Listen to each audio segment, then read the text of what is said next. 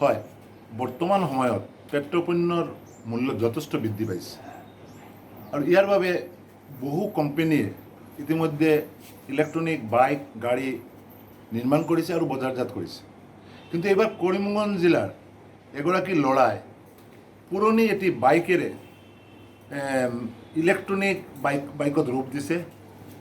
তেওঁ কোনো automobile engineer নহয় বা কোনো ধৰণৰ কোনো প্ৰশিক্ষণো লোৱা নাই।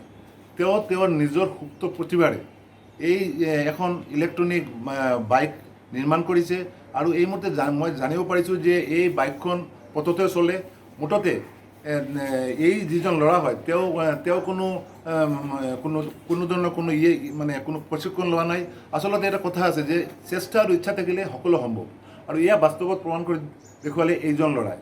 মই এই মুহূৰ্তত উপস্থিত আছোঁ কৰিমগঞ্জ চহৰৰ সুভাষ নগৰৰ সেই ল'ৰাজনৰ ঘৰত, আৰু এই ল'ৰাজনৰ আমি জানিব পৰা মতে এই ল'ৰাজন হৈছে কৰিমগঞ্জ চহৰৰ ৰলেণ্ড স্কুলত অষ্টম শ্ৰেণীত পঢ়ে, আৰু তেওঁ এই সুপ্ত প্ৰতিভাৰে তেওঁ এটি পুৰণি এটি বাইকেৰে তেওঁ ইলেক্ট্ৰনিক বাইকত ৰূপান্তৰিত কৰিছে।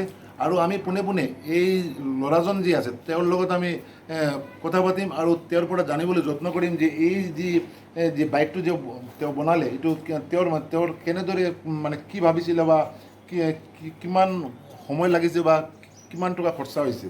প্ৰথমে তোমাক জনাৰ প্ৰাগনিজৰ পৰা শুভেচ্ছা। এই যে বাইকটি তুমি বানিয়েছো এটা কি বাইক ছিল? এটা একটা পেট্রোল বাইক ছিল। 1996-এ আমার দাদু আমার পাপাকে গিফট করেছিল। আমার পাপা যখন মেট্রিকটা যখন পাস করেছিল ওই সময় 1996-এ, অতদিন এখানে আমার ব্যাকয়ার্ডে ফালানো ছিল। তাই আমি দেখলাম একদিন, আমি আমার দুপুরবেলা আমার বন্ধুদের সাথে খেলতে যাই, একদিন দেখলাম আর কি আমার একটা স্কুটি আসছে, এটার মধ্যে কোনো সাউন্ড নেই।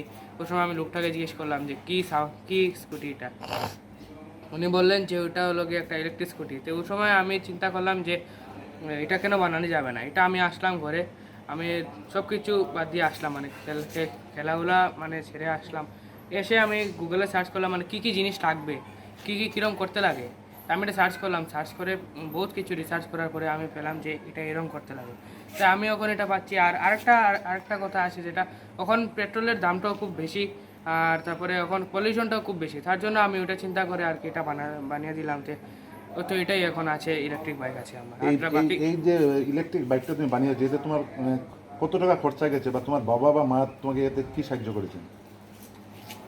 এটার মধ্যে খরচা আমি বহুত দু তিনজনকে বলেছি আমি, 18 থেকে 20, কিন্তু 20,000 গেছে। কিন্তু এটা আমি ভুল বলেছিলাম, কিন্তু এটার মধ্যে চলে গেছে 13 থেকে 14 গেছে আর কি, 13 থেকে 14,000 গেছে। ঠিক আছে। তো আমি মাকে বললাম এসে আর কি, বাইরের থেকে যখন এসেছি মাকে বললাম যে এটা আমি বানাবো। মা বললো ভালো কথা, তুই বানা। পাপাকেও বললাম, পাপা বাইরে ছিল ওই সময়, আসার পরে বললাম, পাপা বললো যে আমি ফুল সাপোর্ট আছে। ওরা ওই সময় বিশ্বাস করেনি, তার জন্য আমার এখন অত বেশি এটার মধ্যে ইনভেস্ট করেনি আর কি। যদি ওরা বিশ্বাসটা করতে পারেনি যে আমি বানাতে পারবো। 15 to 20 days আমি বলছি, কন্টিনিউয়াসলি বলতে ওরা কি জানি একটা চিন্তা করে আমাকে জিনিসটা দিল। দেওয়ার পরে আমি এখন যে বানিয়েছি, এটা ভগবানের ইচ্ছায় আমি এখন এখানে আছি। আমি আরও আপগ্রেড করবো এটাকে, সোলার দিয়ে বানানোর চেষ্টা করবো এটাকে আমি। এটা যদি ঠাকুরের ইচ্ছা হয় তাহলে পুরো এটা শেষ। তোমার নামটা কি? আমার নাম অঙ্কুরিত কর্মকার। কোন ক্লাসে পঢ়ো? ক্লাস 8। হয়, এজন অষ্টম শ্ৰেণীৰ ছাত্ৰই পুৰণি পেলাইটোৱা তেওঁৰ দেউতাক তেওঁৰ বৰদেউতাই দিছিলে মেট্ৰিক পাছ কৰাৰ পিছত এখন বাইক, আৰু এই বাইকখন যেতিয়া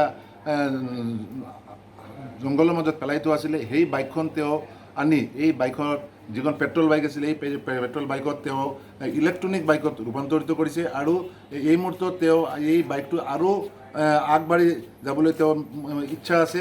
তো আমি এইবাৰ তেওঁৰ মা আছে, লগতে তেওঁৰ মাৰ পৰা আমি জানিবলৈ যত্ন কৰিম যে তেওঁ কি কয়। কি বলবেন আপনি?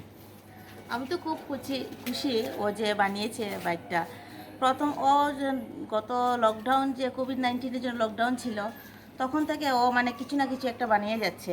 প্রথমে বানিয়েছিল ও একটা কলিং বেল, সাইকেলের বেল হিসাবে, বেল দিয়ে কারেন্টের সুইচ দিয়ে কলিং বেল বানিয়েছিল।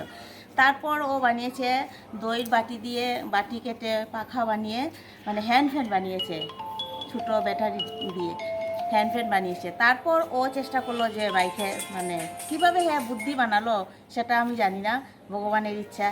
ও আর ও বানানির পরে তো ওটা একটু সাকসেস হয়েছে, এখন আরও আপডেট করলে আরও বেশি হবে এটাই আমার। হয় এই অষ্টম শ্ৰেণীৰ ছাত্ৰগৰাকীয়ে এই বাইকটো বনাই কৰিমগঞ্জত এক আলোড়ন সৃষ্টি কৰিছে, কিয়নো যে প্ৰতিভা যে প্ৰত্যন্ত অঞ্চলত থাকে এয়া আচলতে সত্যি যে যাৰ বাবে এই অষ্টম শ্ৰেণীৰ ল'ৰাজনে এই যিটো ইলেক্ট্ৰনিক বাইক এই মুহূৰ্তত বনাইছে কৰিমগঞ্জত।